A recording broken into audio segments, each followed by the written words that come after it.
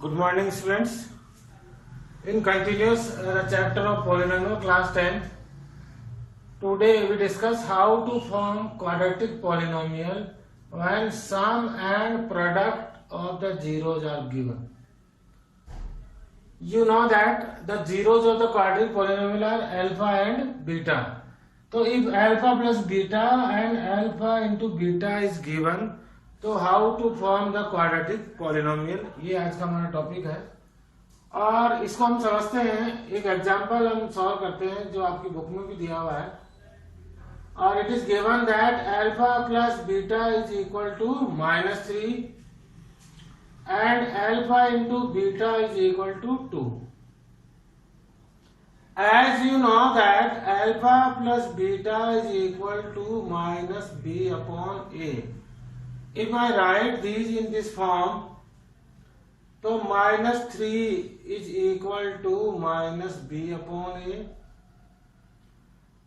और alpha into beta is equal to c upon a, and when I write in the form of 2 is equal to c upon a. Now when equate the values, -3 is equal to -b upon a. When we write 1 in place in the denominator, because -3 we can write -3 upon 1. So b is equal to 3, a is equal to 1 and c is equal to 2. जब हमने equate किया b upon a, b minus b, तो पहले से minus का है तो b मतलब b की वैल्यू हो गई 3, ए दोनों के साथ है तो ए की वैल्यू 1 हो गई है और सी की वैल्यू हो गई है 2। And we know that any quadratic equation is in the form of ax square plus bx plus c, where a is not equal to 0, where put the values of a, b and c, तो it is 1x square, the value of a is 1, तो 1x square is actually only x square, b की value 3, तो in place of b when we put the 3 तो it becomes 3x and c is 2, तो it is a quadratic polynomial। तो जो हमने relation पढ़ा था अल्फा प्लस बीटा और अल्फा इंटू बीटा, उसके रिलेशन से हम इनको दो जीरोस का अगर सम और प्रोडक्ट दिया हुआ हो तो हम उन दोनों का यूज करके क्वाड्रेटिक पॉलिनोमियल जो है वो फाइंड आउट कर सकते हैं। उसके अलावा इसका एक अल्टरनेटिव मेथड और है। इससे पहले हमारी जो क्लास थी उसमें हमने पढ़ा था कि कोई भी पॉलिनोमियल जो px है और वो जो क्वाड्रेटिक पॉलिनोमियल है ax square plus bx plus c equal to 0, वो इक्वल टू होता है k x square minus alpha plus beta x plus alpha beta. तो आप चाहें तो ये जो फॉर्मूला है डायरेक्ट आप इसको प्रैक्टिस कर ले, आपको प्रैक्टिस हो गया होगा, लर्न भी हो गया होगा कि कोई भी क्वाड्रेटिक इक्वेशन जो है वो इसी को अकॉर्डिंग हमने ये रिलेशन पता किए थे इससे पहले। तो आप चाहें तो डायरेक्ट यहाँ भी वैल्यू पुट कर सकते हैं, के x square minus alpha plus beta की वैल्यू क्या है -3x plus alpha into beta कितना है 2, और जब आप इसको सॉल्व करेंगे तो it is equal to x square minus minus plus, तो इट इज 3x प्लस 2। तो इस तरह से आप देखिए कि डायरेक्टली अगर आप इस मेथड के थ्रू नहीं जाना चाहते हैं तो एक और मेथड है जिसमें हम डायरेक्ट इस फॉर्मूले में अल्फा प्लस बीटा मतलब सम ऑफ द जीरोस और प्रोडक्ट ऑफ द जीरोस की वैल्यू पुट कर दें तो हम क्वाड्रेटिक पॉलिनोमियल जो है हम बना सकते हैं। व्हाट इज के? के इज कांस्टेंट। अब आपको के समझना है कि के व्हाट इज के।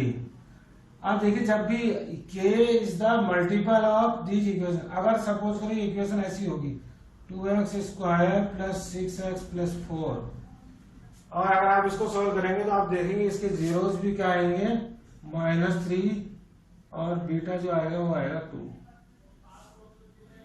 इट मीन्स ये जो k है वो एक कॉमन नंबर होता है जो कि किसी भी इक्वेशन होता है, तो ये अगर 2, 3, 4 किसी के मल्टीपल में होगी तो k इसका कॉमन जो है कांस्टेंट होगा।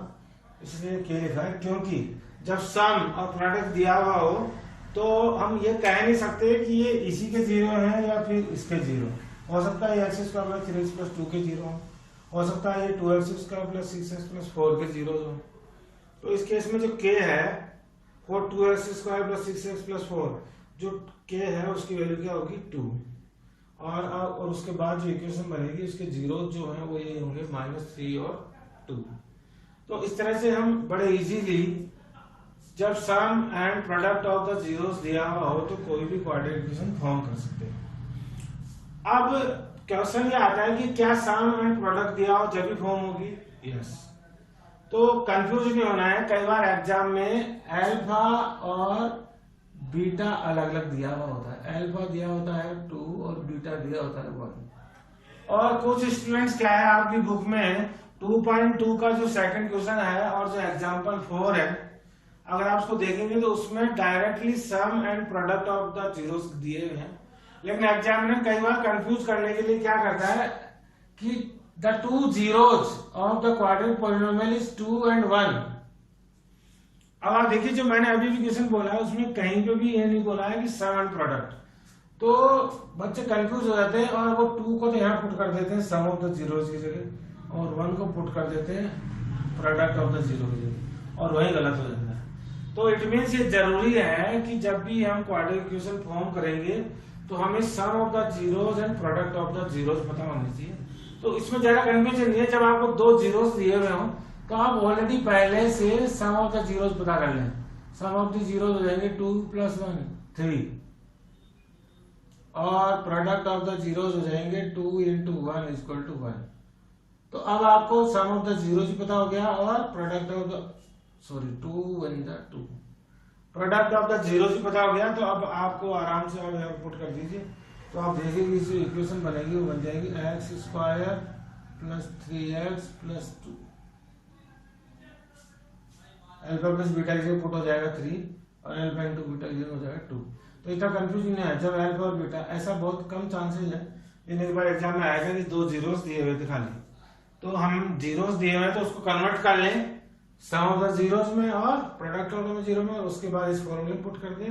या आप चाहें तो जो आपका relation alpha plus beta = b/a और अल्फा × बीटा = c/a, दोनों में से किसी मेथड को अप्लाई करेंगे तो आप देखें कि zeros, sum of the zeros and product of the zero से हम क्वाड्रेटिक इक्वेशन फॉर्म कर सकते हैं।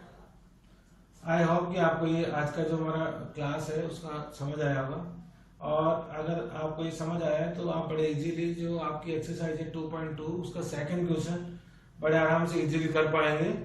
उसमें sum and product of the zeros दिए हुए हैं। इस वीडियो को आप दोबारा देख सकते हैं कभी भी, क्योंकि हम ये वीडियो जो है हम अपलोड करेंगे, हमारा यूट्यूब चैनल है जो सेटी क्लासेस, वहां से आप देखें, हमारे चैनल को सब्सक्राइब करें और अपने फ्रेंड्स के साथ भी शेयर करें, ताकि वो भी और अच्छे अच्छे वीडियोज और अच्छी अच्छी क्लास जो है हमसे एंजॉय कर सके। अगली बार हम एक नए टॉपिक के साथ वापस मिलेंगे, तब तक गुड बाय, थैंक यू।